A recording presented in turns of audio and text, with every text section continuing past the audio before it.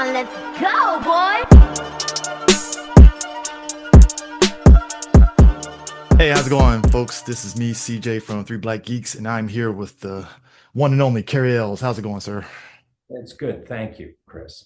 So one of the things that stood out to me about this film that I loved is sort of like the way the movie kind of visual cues gives you sort of an idea of the characters' relationships with one another. And the scene in the movie, you know, that I enjoyed was your character, Detective Grabble, who Great one. yeah, Grable, when he hears on the radio about Tony holding somebody hostage and he has this look of like, oh God, what did Tony do now? Like, Right. it is kind of like how your friend messes up, and you're just like, dear God, now I gotta figure this out.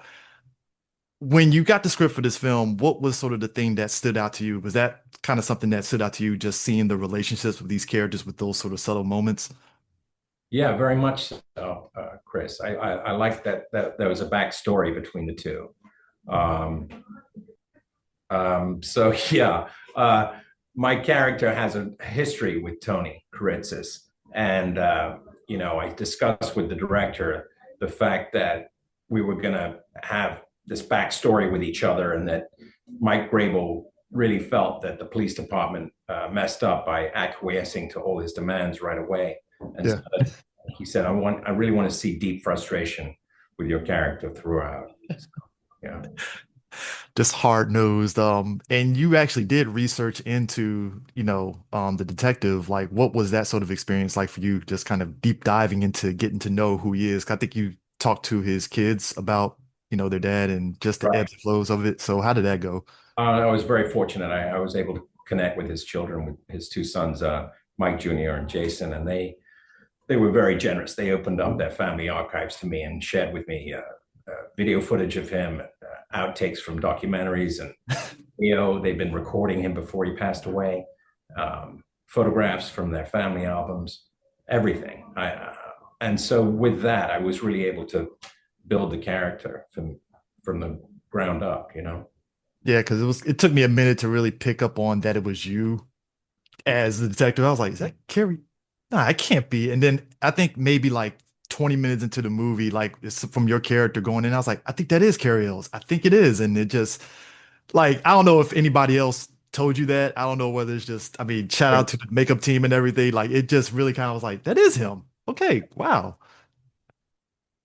Yeah, I do hear that. It's a nice thing. It means I've done my job. And I did enjoy like how it also kind of captures the spectacle of that event, like just you reading up on just that whole situation. What was something about it that stood out to you, just about just the nature of just that whole hostage situation and just the whole spectacle of it all? Well, like I said earlier, Chris, it was the fact that the police department really just caved to Tony Kiritsis, and even allowing him to take over uh, these networks and interrupt the People's Choice Awards Yeah, and air his grievances on television is phenomenal. I didn't know this story, but when I yeah, read that, I was blown away. And that's what, to me, makes this story unique. That this guy for 63 hours held this poor man hostage and then took over the airwaves. It's extraordinary. yeah. How much of like just you sort of collaborating with Gus on this film, like how much did you ever have any sort of like feedback for him in terms of how you were playing things, or was it just straight up like everything just kind of worked out the way it did with what you were given? This is really wonderful with actors. He trusts you. He hires actors knowing that that he's hiring them for a reason. That they can bring the characters to life. And so he doesn't get in your way. He's very supportive, very nurturing. If he has a little note here and there, like a conductor, he'll just gently whisper it to you on the set. And usually they're just gold. That is exactly what you need at that moment in time. But he's very trusting of his actors. And so I felt, for me, it gave me the freedom to really fly. It gave me the confidence that I needed to really fully invest in the character. So was there any sort of like ad-libbing that you kind of like added to Yeah, it, or was it? he encourages all of that. He likes to have everyone, you know, really play around and experiment he's very experimental. He's very much an auteur that way. If for you, like, is there, I guess, because this is kind of something I've never really asked anybody, an actor. Like, it's one thing to actually, being filmed and you're kind of going through the whole process of acting in the film, but like when you actually see the movie proper, is there something that stands out to you when you actually see not just you, but just how everything just kind of pieces together from beginning to end when you actually see the movie proper? Yeah, I was wonderfully surprised by Gus's attention to detail in trying to create a 70s movie. At the beginning of the shoot, he said, I'm going to reference my favorite directors from that period, Sidney Lumet, obviously with Dog Day Afternoon being a prime resource, and also Billy Friedkin from French Connection, and Marty Scorsese from his early, from the 70s. And so, when I looked at the film, the final cut, I was like, wow, you feel like you're watching a movie from the 70s. Yeah. And a real, classically trained director like Gus, who has a great knowledge of film history and a great appreciation and love for it, can pull that off. There are very few, well, there are a few directors who can, but you can count them on one hand, Yeah, because it does it. I think that's also another thing. Like, the movie has a healthy balance of it's the comedy of it from just like it, because I know obviously he's not going into the movie trying to purposely make it a comedy, but the comedy is, and just like you said, the police just capitulating to him, and you're just watching. All right, let's just see where this goes. Oh, exactly, Chris. It's true. It's a dark comedy. I mean, I want the audiences to know that this title is misleading. People come to me and they go, "Oh, is it a really depressing kidnapping movie?" And I say, "No, there's a lot of dark comedy, and just as there was in Dog Day Afternoon." Yeah. And of course, Bill Skarsgård, who plays Tony, brought a lot of that to the camera. Oh yeah, it is perfect. But I appreciate you, being able to take your time out to talk to me. This is good. I can't wait for the movie drops proper, because I definitely want to show this to my folks and friends and such as well. So thank you for taking time to talk to us. Thanks, Chris. No problem. Thanks. Welcome, ladies and gentlemen, to 3BG at the Movies, and coming to you with a very interesting movie that it's called Dead Man's Wire. Based on a true story. Based on a true story. Now, here's the thing, at least for me, I don't know what it is for you. Whenever I hear about these kind of films, either it's going to be two things. Either one, it's going to be very entertaining, even with the drama, or it's going to be fully serious type drama. Dead Man's Wire is the former, in that it's entertaining. Now, I had no idea of this situation. So watching this movie and just it being ridiculous up front, and the end of the movie shows the actual real thing and it mirrored what this movie is, it's like, oh my God, this was ridiculous even in real life. But you also it shocked me. It shocked me. But you also got to think, when I saw where this took place, I was like, when was this? 1970? I was like, it was like in the 1970s. I'm like, yeah, this sounds late 70s at that too, but still, yeah. Yeah, but still, I was like late 70s. I was like, okay, this sounds about right. Yeah, I mean, so the premise of it is Tony Kiritsis, he ends up holding hostage this son of a CEO of this company that he had dealings with, because basically the CEO slighted him basically on an idea that he had. Essentially, I think it has something to do with like stocks or something like that, I believe. No, well, stocks, and it was more so on property. Yeah, property. Like he basically, property essentially. And basically he holds his son hostage off of it. And it's a lot of shenanigans in terms of not only him having that conversation with the son and holding him hostage, but it's also the people surrounding him. Now, Cary Elwes is in this movie. He plays Detective Grable, and I interviewed him. And one of the things that me and Eris picked up on is there was a scene. It's not really spoiling it. He's driving and he hears on the radio, yeah, we have a guy named Tony holding the son of the CEO hostage. And he's like, oh, fuck, it's Tony.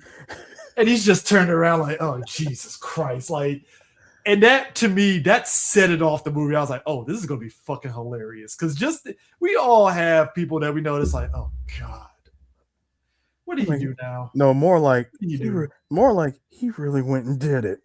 He did it. Like, this son of a bitch did it. Like, so the whole movie is him basically throwing his demands out there. And the son the whole time is just like, I don't want to die, because he basically has a sort of like, what's the name of the whole like contraption that people do where it hits a boot and that kind of contraption and stuff. Basically, the way that this wire is set up, the fact that my man used wire, that's if he moves, the shotgun goes off, whether he's walking with him, because he's like, if you try to separate us, the shotgun goes off. Like, you tied this wire around his neck and it's connected to the trigger. If he moves back, even like if he tries to get away, it's like if you try to do anything other than stay like literally connected to the shotgun, you know, and also make sure that the person holding it is tied to it as well, because like you're literally tied by wire. So that's why they call it the dead man's wire, because if you do anything, you're a dead man by wire.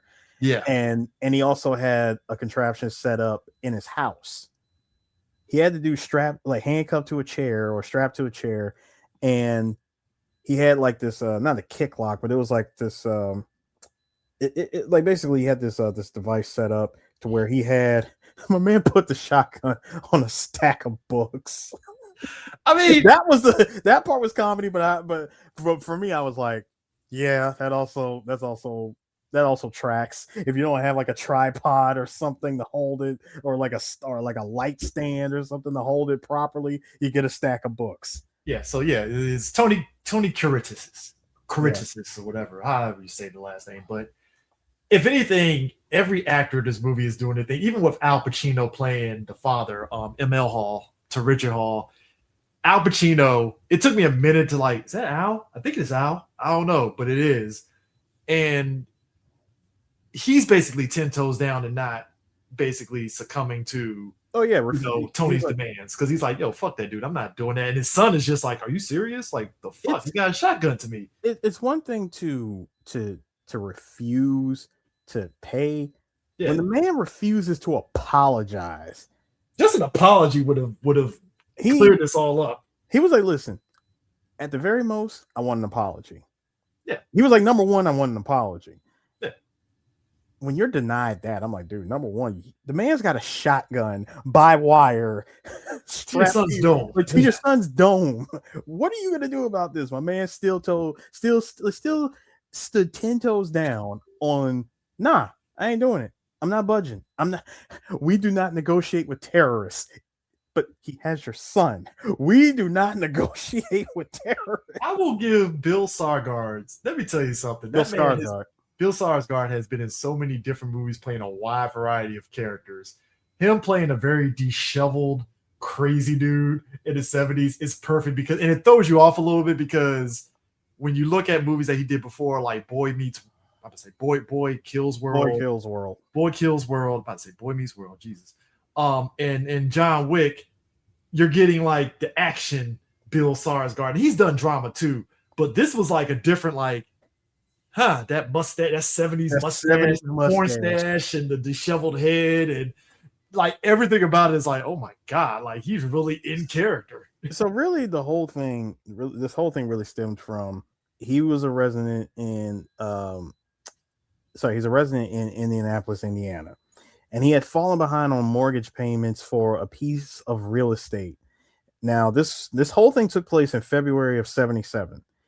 And it was his mortgage broker refused to give him the additional time to pay. And so he was convinced that Hall & Hall wanted the property, and the property value had increased and could be sold at a high profit. And he claimed that he had proof of it.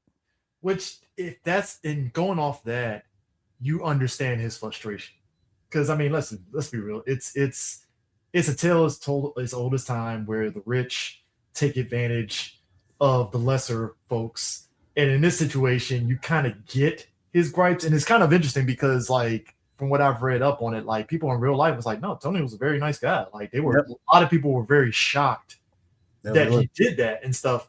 And I mean, it's not spoiling the movie, but like he gets off based off of, reason of insanity, which that tracks, that he got off like that.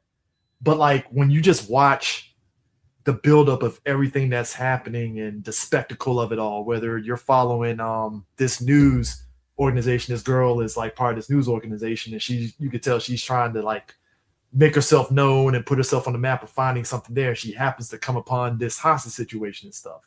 And you see not only the detective that's coming upon this, like I said, Carrie Hill's playing the detective, but just Coleman Domingo playing the radio host who's getting a call from Tony, and he's trying to basically help Tony out to kind of get his sort of viewpoint out there for everybody to hear and stuff, which is Coleman Domingo. So you know what you're getting out of Coleman in this movie. It's going to be entertaining. It's Coleman being smooth, cool guy the whole time, which is pretty great. But yeah, just the spectacle of it all. Like I'm always amazed that here we are in the year of our Lord 2026, and I'm always just surprised that we're able to still like do movies from a period really well still. Like to do this movie in the 70s and have the cars and everything, and at no point in time are you feeling like, hey, this still feels like a 2026 movie. I think that's actually credit to everybody, the director, producers, everybody to kind of nail that. I think what it was for me was not just the aesthetic of it all, but also the film stock that was used. They really wanted to set this in a time where this looked like the story came out of the 70s. It even looked like it was filmed in the 70s. Oh, even the TV stuff. Yeah. So like, I mean, like just from the way that they filmed the look of the movie in general, I was like, dude, this really has that look of the 70s. We got the film grain, we got everything. So to make, even though this movie was released, well, the movie officially comes out January 9th of 2026, but it's been released all over film festivals and like last year. So from watching, just from looking at this, I was like, dude, you would not think that this movie was made like, you wouldn't think that this movie was made today the way that they shot it. Well, I mean, that's credit to Gus Van Sant. Like he's the director of this film. And if you've seen some of his other movies, did you ever see that movie Milk? It was about Harvey Milk. Yeah. Yeah. That's the same thing in that film. Like that movie had a little bit of a grain, but you can tell it still had a little bit of that 2008 type film vibe to it and stuff. So it's like, I would say this hits the aesthetic, like you're saying, the grainy aspect of the 70s more than Milk did. I think Milk was just more of a stylized kind of thing, which, I mean, that's a choice back then. But I think that's kind of what we want out of these type of films, is that if you're going to do something in like the 70s and 80s, you got to get people immersed in that sort of time period. And I think that's what made this movie work, is even down to when they do the press conference with Tony and the son, Richard, they nailed that sort of like, this is what it will look like in the 70s when they do a press conference, the graininess, the lights looking like it's hot as fuck when it's just shining on them. They nailed everything. The 20 microphones in front of like, so it's just like everything is there. And I did appreciate them also showing the tension of Richard, the son, where he's just like, every bit of the way, he's just like, I'm just tired of this shit. I just want to go home. I don't know if I want to die. Dad, you gonna do anything? just looking worse for wear. I mean, my man really stayed calm the entire time. I mean, shout out to Dacre Montgomery, man. Like that, he nailed that role perfectly. Just the stress the whole fucking time. Like that was internal burning stress that he had. Think about it. You're right. To have the rope hanging around your neck, you move even sudden. You can have a shotgun to the face. No. See, it's even more uncomfortable, CJ. It wasn't rope. It was like straight wire. It is straight wire. You're hunched over. You're not sitting up. You're hunched over. Now imagine doing that. The barrel of the shotgun, like right there, just inches from your face. The only time you can ever get up to do anything is when he puts him in the tub. He puts him in the tub just to be hospitable, I guess. Like, look, I ain't gonna have you strapped in the chair the whole time. Come on, I'm not a monster. You're in the tub. I gotta pee. Well, you're in the tub, so Like, hey, I'm in the like, God tub. damn, like He said, look, I give you an inch. I know you're gonna take a mile because I know. He's like, listen, I know you're probably looking for something semi-sharp to try to cut the wire and try to get yourself free. Because nah, we ain't doing it. Because there was even a part in there's a part in the movie where, you know, when you watch it, I'm like, dude, the 22 snub is like right there.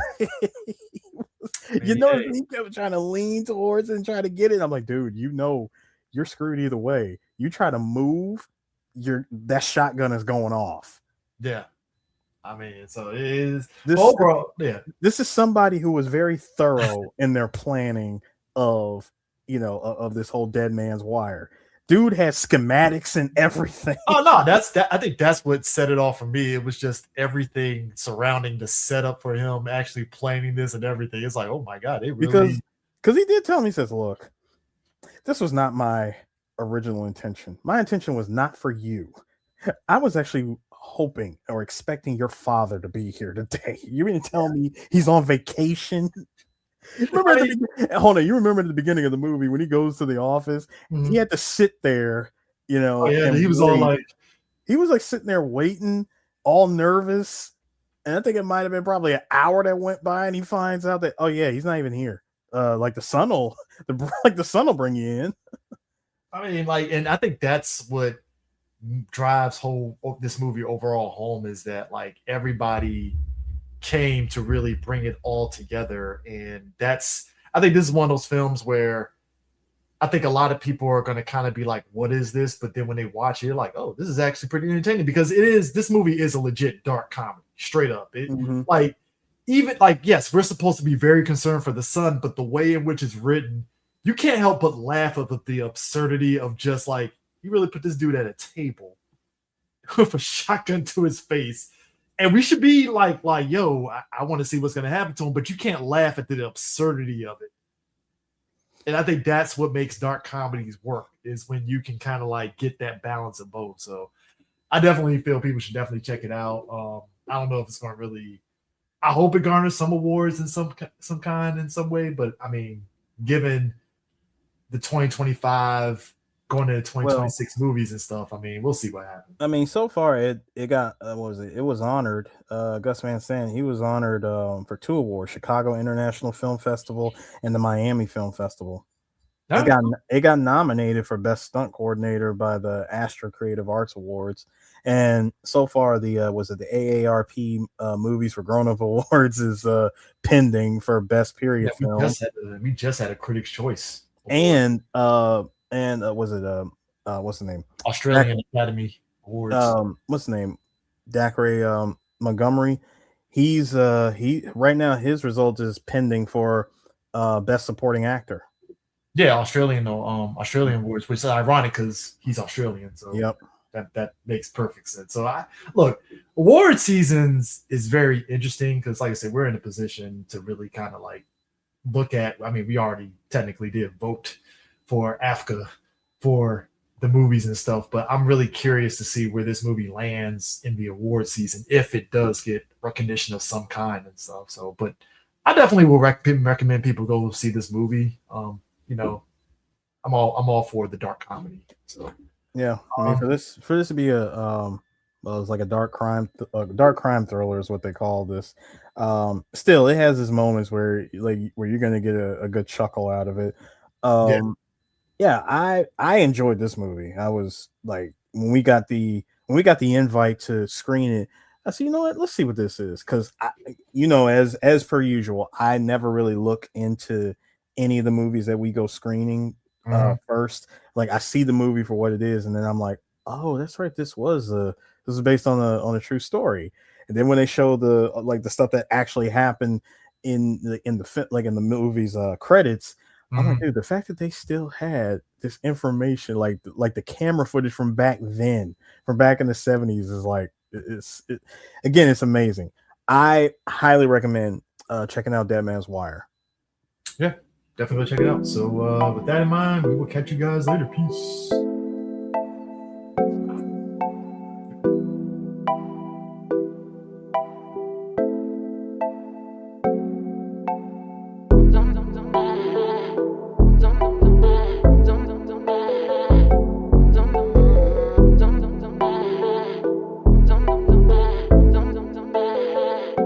That boy is Benny Hanna.